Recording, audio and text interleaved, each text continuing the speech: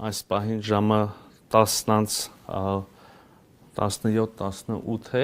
Ես գտնվում եմ Վաշինգտոնում, այս պահին Վաշինգտոնում Հայաստանի Հանրապետությունում մենք քննարկեցինք երկկողմ հարաբերություններում արկա դինամիկան, արկա նախաձեռնությունները, ուրվագծեցինք որոշ նոր անելիքներ, խոսեցինք մեր ռազմավարական գործընկերությունից, առաջիկայում սպասվող այցերից, հանդիպումներից, ձեռնարկներից, բայց նաև իհարկե մեծապես կենտրոնացանք օգոստոսի 8-ի Վաշինգտոնյան համաձայնությունների կյանքի կոչման վրա, մասնավորապես հաստատեցինք TRIP իրականացման շրջանակը, սա չափազանց կարևոր փաստաթուղթ է, ենթադրում եմ բոլորիդ համար շատ հետաքրքիր, բնականաբար եւ հասկանալիորեն վերաբերում է եւ շոշափում է բազմաթիվ հայ հասարակության համար զգայուն հարցեր, հետեւաբար մենք անհրաժեշտ համարեցինք,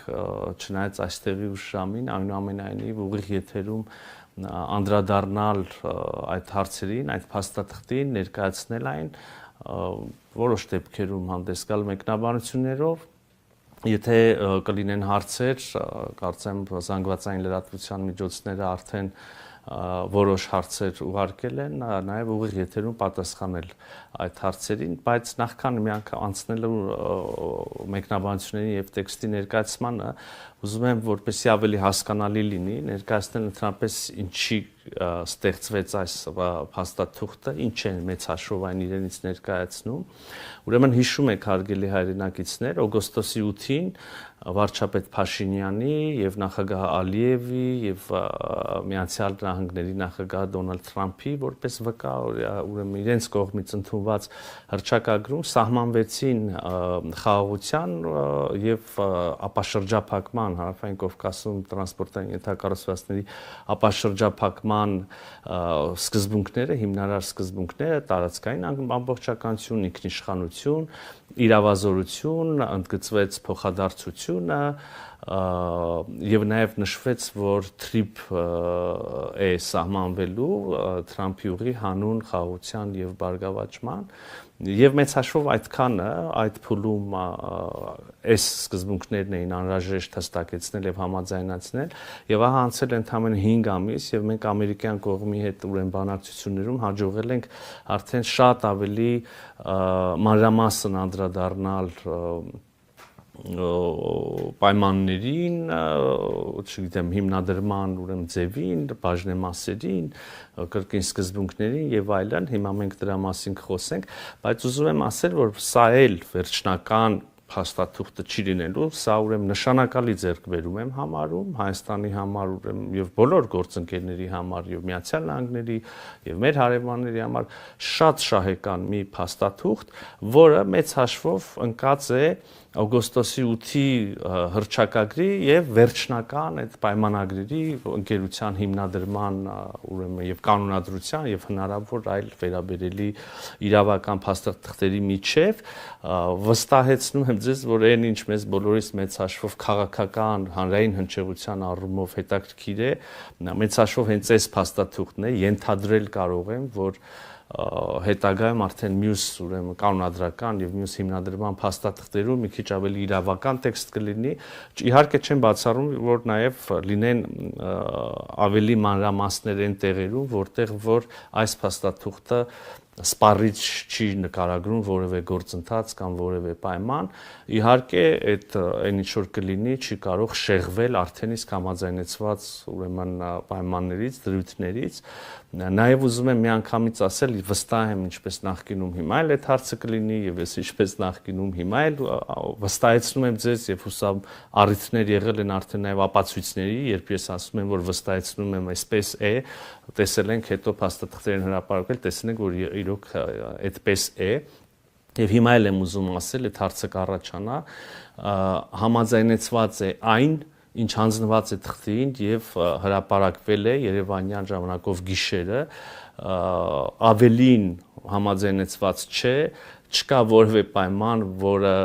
բարձրացվել է, բանակցվել է եւ ունի համաձայնեցում, բայց չենք հրապարակել ինչ նկատառումներից ելնելով։ Ուրեմն միանգամից եմ ասում եւ միանշանակ որևէ այդպիսի դրույթ չկա, կա այն, ինչ որ կա այս փաստաթղթում եւ հրապարակված է։ Մեծ հաշվով շատ մեկնաբանությունների տեղել չկա, տեքստը շատ ուրեմն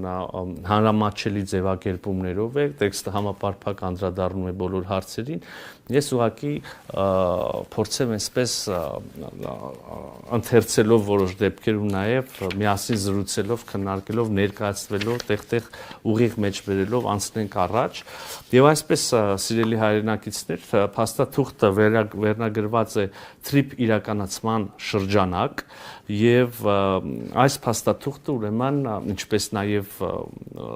նա նախորդող այդ տեքստում էր ասվում համաձայնությունն է Միացյալ Նահանգների եւ Հայաստանի Հանրապետության կառավարությունների միջև ընդհանուր նկարագրով է սկսվում փաստաթուղթը, նշվում է, որ սա ըստ էության շարունակում է եւ մանրամասնում է օգոստոսի 8-ի հռչակագրով ամրապնդված սկզբունքները եւ արդեն ուրվագծում է թրիփի հիմնադրման հետագա մանրամասները եւ առաջ է մղում այն նպատակները, որոնք ամրագրված էին օգոստոսի 8-ի հռչակագրում։ Ուզում եմ այս հատվածը բառացի կրկին ամեն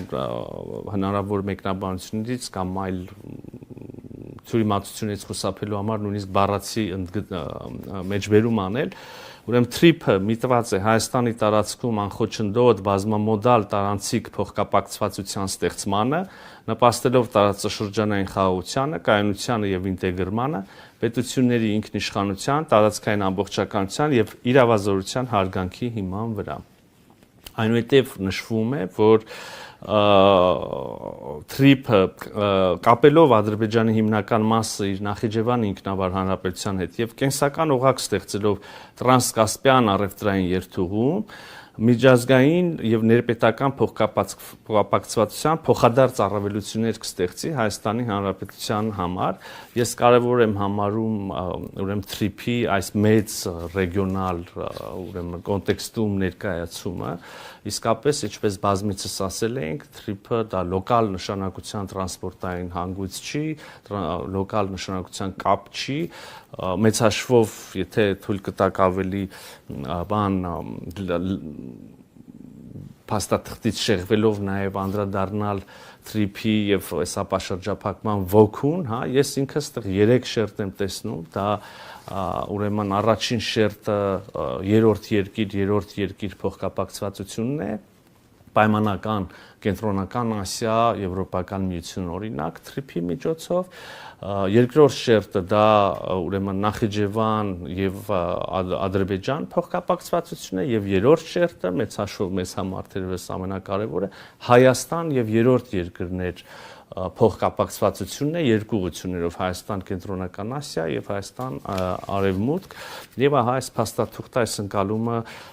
նորից ուրեմն արտացոլում է